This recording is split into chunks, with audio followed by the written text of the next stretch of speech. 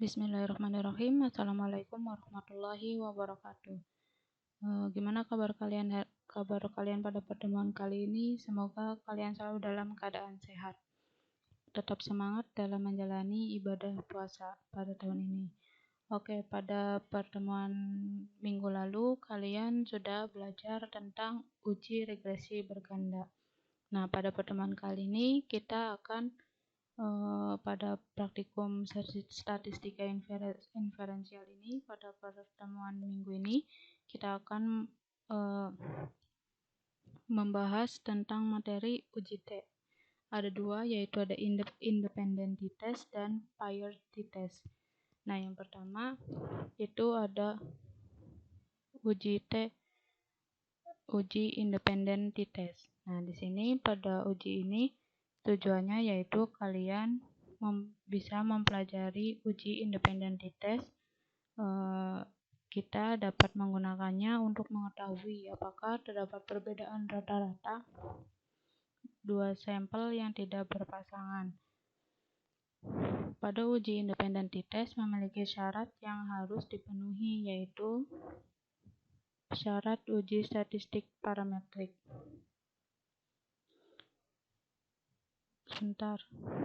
Uji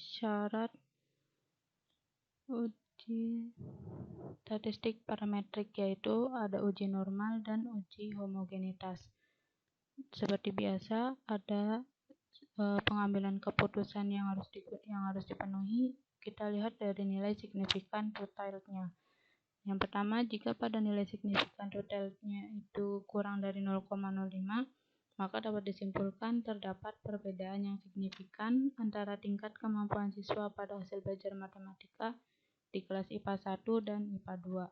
Kemudian, jika nilai signifikannya itu lebih dari 0,05, maka dapat disimpulkan terdapat perbedaan yang signifikan antara tingkat kemampuan siswa pada hasil belajar matematika di kelas IPA 1 dan IPA 2. Oke, di sini kita menggunakan contoh soal. Di sini hanya sebatas contoh saja. Penderita melakukan suatu penelitian di salah satu sekolah di kotanya. Dia melakukan penelitian di 2 kelas sekaligus dengan tujuan ia ingin mengetahui perbedaan rata-rata tingkat kemampuan siswa pada hasil belajar matematika di kelas IPA 1 dan IPA 2. Nah, jadi penderita ini melakukan suatu penelitian di suatu sekolah. Dia menggunakan 2 kelas, yaitu IPA 1 dan IPA 2. Ia melakukan suatu percobaan di masing-masing kelas dengan menggunakan pengerjaan soal-soal matematika dengan jumlah masing-masing siswa di kelas tersebut yaitu 10 siswa. Dengan tabulasi data yang didapat seperti ini. Ini nilai-nilai yang didapatkan dari siswa-siswa di kelas IPA 1 dan IPA 2 dalam mengerjakan soal-soal matematika. Oke, kita langsung pada pengerjaannya. Seperti biasa, data ini kita masukkan ke Excel terlebih dahulu. Nah, didapatkan seperti ini.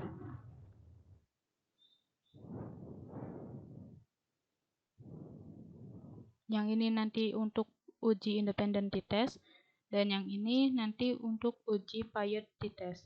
Yang kita gunakan pertama yaitu ada uji independent t-test. Nah, pada ini hasil tadi ini kita urutkan seperti ini. Nah, di sini kelas 1 dan IPA 1 dan IPA 2 dengan hasil belajar matematikanya seperti ini. Oke, selanjutnya kita buka aplikasi SPSS-nya. Oke. Kemudian seperti biasa kita menuju ke variable view. Kemudian setelah itu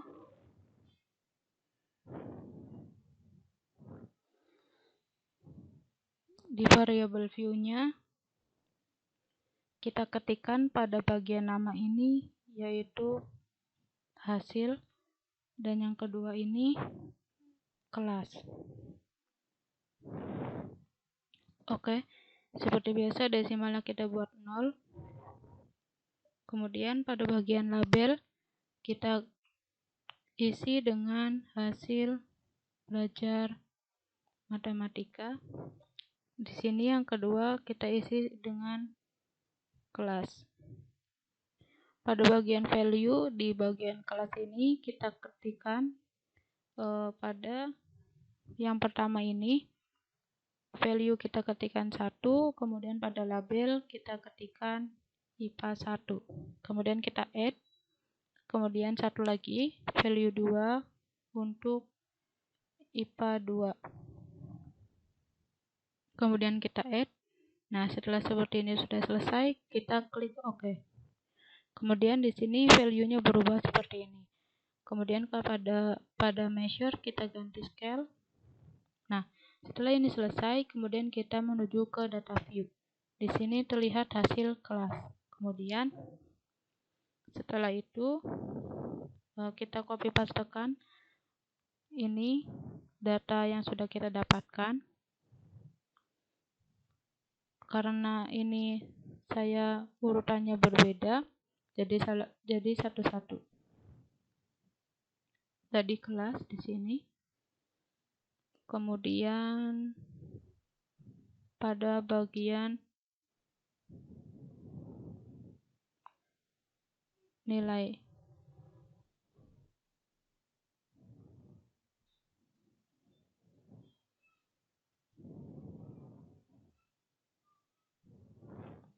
Kita copy pastekan di bagian hasil.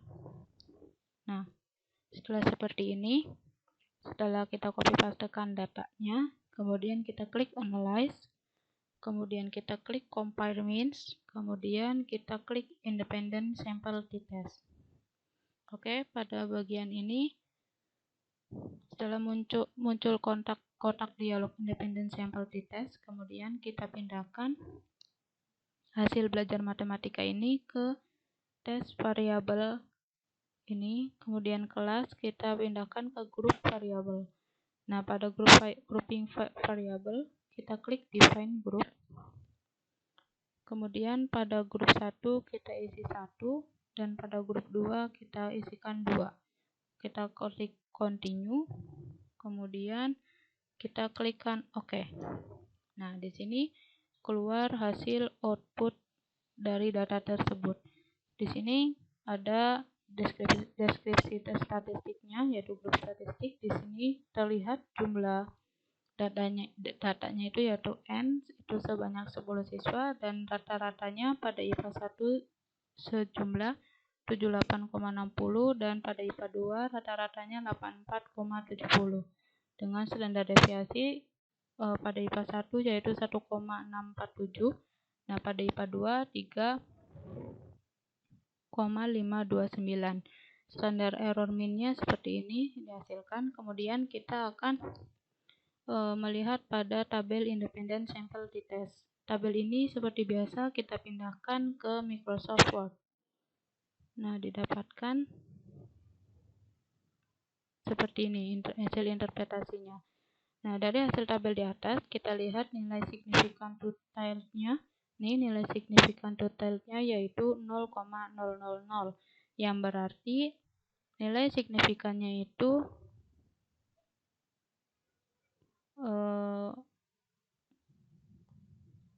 kurang dari 0,05.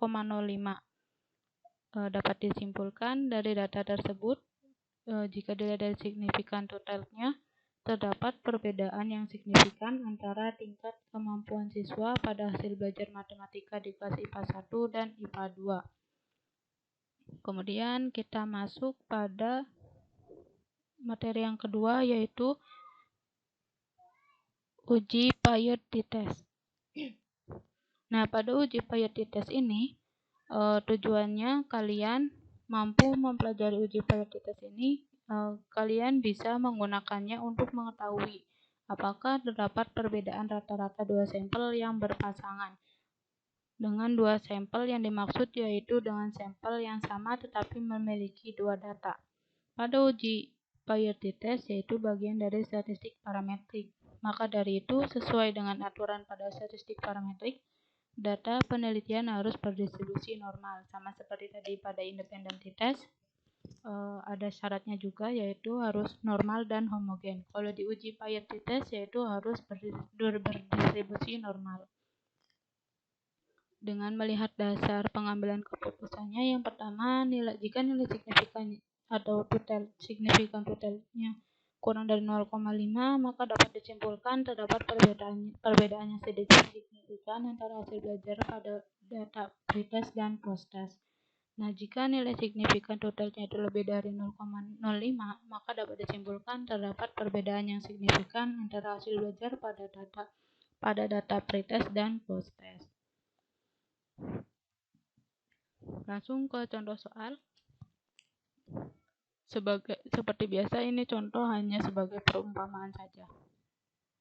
Nah, di sini Pandrita melakukan suatu penelitian di salah satu sekolah di kotanya. Dia melakukan penelitian tentang hasil belajar matematika siswa. Apakah terdapat perbedaan antara sebelum atau pretest dilakukannya pembelajaran dan setelah atau posttest dilakukannya suatu pembelajaran. Dengan jumlah siswa di kelas tersebut yaitu 10 siswa dengan tabulasi data seperti ini.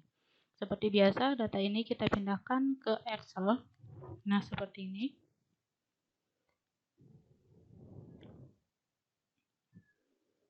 Nah, didapatkan datanya seperti ini. Kemudian langsung saja kita ke SPSS, kita klik File, kemudian kita klik New, kemudian klik Data. Nah, di sini akan muncul data atau jendela baru. Seperti biasa, kita menuju ke Variable View. Nah, pada Variable View, di sini kita ketikkan pretest. Oh ya, pada di sini tidak bisa menggunakan spasi. Yang kedua ada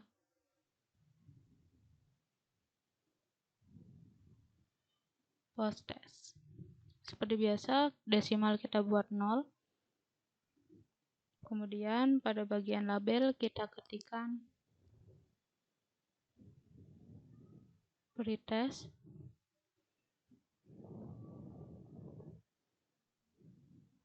Dan posttest. Nah, kemudian kita measure-nya kita ganti scale. Setelah ini selesai, kita menuju ke data view. Nah, pada data view terlihat tampilan seperti ini, posttest dan pretest. Kemudian kita copy pastekan datanya yang ada pada Excel. Kita copy pastekan datanya. Nah, di sini sudah di copy pastekan, kemudian kita analisis datanya. Kemudian kita klik analyze, kita klik compare means, kemudian kita klik paired cosample t-test. Nah, pada kotak dialog paired sample t-test ini muncul tampilan seperti ini. Kemudian kita pindahkan pretest ini ke variabel pertama, posttest ini ke variabel kedua. Oke, setelah itu kita klik OK. Nah, di sini muncul tampilan hasil output SPSS-nya seperti ini. Nah, tadi ini kan independent sample t-test. Yang di bawahnya ada paired sample t-test.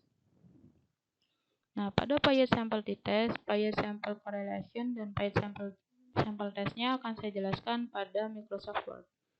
Nah, di sini yang pertama pada kotak paired sample statistik, dari hasil tabel di atas didapatkan atau diperlihatkan hasil ringkasan statistik deskriptif dari kedua sampel atau data pretest dan posttest dengan nilai rata-rata pada pretest sebesar 84,70 dan posttestnya sebesar 78,60 dengan jumlah responden yaitu 10 siswa.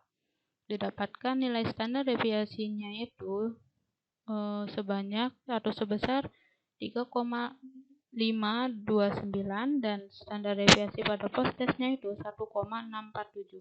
Sedangkan standar error mean-nya seperti ini. Pada pretest yaitu 1,116 dan pada posttest yaitu 0,521. Kemudian pada kotak Payet Sample Correlation, di sini terlihat jumlah N ini jumlah responden atau jumlah siswanya, itu ada 10. Pada tabel di atas dihasilkan hasil korelasi atau hubungan antara kedua data atau variabel, yaitu pretest dan posttest. Apakah terdapat hubungan antara pretest dan posttest yang melalui uji korelasi ini? Pada tabel ini menggunakan korelasi product moment. Dengan nilai signifikan sebesar, didapatkan nilai signifikannya 0,642, yang berarti lebih besar dari nilai alfanya, yaitu sebesar 0,05. Maka dapat disimpulkan bahwa tidak ada hubungan antara pretest dan posttestnya. Kemudian pada tabel Payet Sample T-Test, di sini dengan melihat dasar pengambilan keputusan dan dengan hasil tabel di atas, tadi dasar pengambilan keputusannya sudah saya jelaskan di awal, yaitu nilai signifikan total. Pada nilai signifikan total ini yaitu 0,000, yang berarti nilai 0,00 itu kurang dari 0,05. 0,000 kurang dari 0,05. Maka dapat disimpulkan bahwa terdapat perbedaan yang nyata antara hasil belajar matematika pada data sebelum dilakukannya hasil belajar dan setelah dilakukannya hasil belajar, atau pretest dan posttest. Nah, sekian pembahasan dari uji Payet T-Test dan uji independen T-Test. Oh ya, perbedaannya pada independen T-Test ini, di sini kan terlihat pada tujuannya terdapat perbedaan rata-rata dua sampel yang tidak berpasangan. Nah, jadi pada independen T-Test ini digunakan untuk mengetahui perbedaan rata-rata dari sampel yang tidak berpasangan itu. Jadi sampelnya itu dari dua tempat yang berbeda. Nah, di sini kan IPA 1 dan IPA 2. Sedangkan pada Payet T-Test ini kan terdapat perbedaan rata-rata dua sampel yang berpasangan. Nah, jadi pada Payet T-Test ini sampelnya berpasangan, yang berarti dalam satu tempat. Di sini kan contohnya pembelajaran dilakukannya di dalam satu kelas. Kalau tadi independent T-Test itu di dua tempat yang berbeda, kalau uji Payet T-Test itu dalam satu tempat yang saling berpasangan. Oke, sekian pembahasan materi uji T, independent T-Test dan Payet T-Test. Semoga kalian bisa mempelajarinya dan kalian bisa mempraktekannya di rumah. Jika masih ada yang dibingungkan atau belum paham, kalian bisa memutar videonya kembali, dan kalau masih belum paham juga, kalian bisa tanyakan pada kolom diskusi. Sekian pembahasan yang dapat saya sampaikan pada praktikum uji statistika inferensial ini. Kurang dan kurangnya mohon maaf. Jika ada salah-salah kata, saya mohon maaf. Terima kasih. Wassalamualaikum warahmatullahi wabarakatuh.